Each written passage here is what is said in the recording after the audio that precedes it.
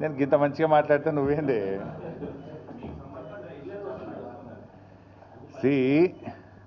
Social మీడియాలో వచ్చిన వార్తల మీద ట్విట్టర్లో నేను అదే రోజు ఖండించిన. ఒకటి. రెండు, చివరికి మా నాయకులు దాసోజు శ్రవణ్ గారు ఎర్రోల శ్రీనివాస్ గారికి చెప్పి పోలీస్ స్టేషన్లో కంప్లైంట్ కూడా ఇచ్చి ఆ కంప్లైంట్ను కూడా నా ట్విట్టర్లో పోస్ట్ చేసి ఇటువంటి ఫేక్ ప్రచారం నమ్మొద్దని, తక్షణమే డీజీపీ గారు వీళ్ళ మీద చర్యలు తీసుకోవాలని చెప్పి కూడా నేను రాష్ట్ర డీజీపీ గారిని కోరిన విషయం కూడా మీ అందరికీ తెలిసిందే కదా. ఏం రఘు గారు?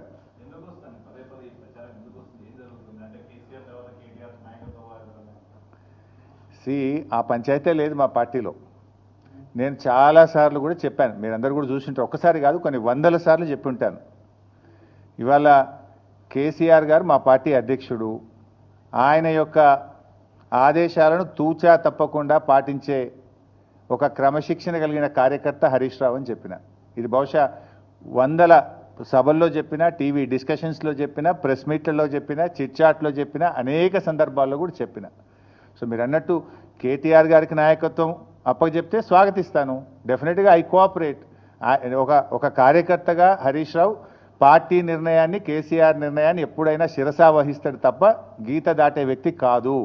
ఇది నా 25 ఏళ్ల రాజకీయ ప్రస్థానం చూపిస్తుంది. 25 ఏళ్ళ నుంచి నేను బీఆర్ఎస్ పార్టీలో ఉన్నాను. పార్టీ జెండా పుట్టుక నుంచి ఈ రోజు వరకు కేసీఆర్ గారి అడుగుజాడల్లో వారి సూచనలకు అనుగుణంగా పనిచేసేటువంటి ఒక కార్యకర్తగా హరీష్ రావు పనిచేసిండు, రేపు కూడా చేస్తాడు. Thank you.